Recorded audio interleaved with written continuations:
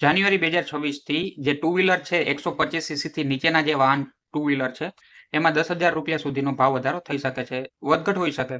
બે કારણ છે. એક તો એબીએસ જે એન્ટી લોક બ્રેકિંગ સિસ્ટમ છે એ ગવર્મેન્ટે ફરજિયાત કરી દીધી છે. 125 સીસીથી નીચેના જે પણ વાહન છે એમાં જ્યારે પણ વાહન વેચે છે ત્યારે જ કંપનીએ લગાવીને આપવાનું છે અને સાથે સાથે 2 હેલ્મેટ પણ ફરજિયાત આપવાના છે. એટલા માટે જો એનું ઉત્પાદન ખર્ચ જો કંપનીને વધશે તો એ છેલ્લે કસ્ટમર પાસેથી જ એનો ભાવ વધારો લેવાની છે.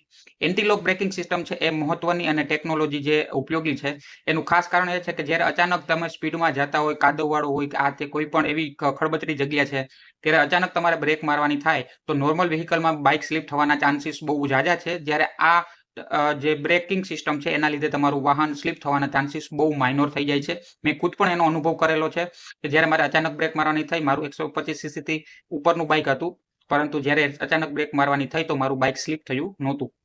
તો બહુ જ મહત્વનું આ જે છે ઉપયોગી સરકારે નિર્ણય લીધો છે.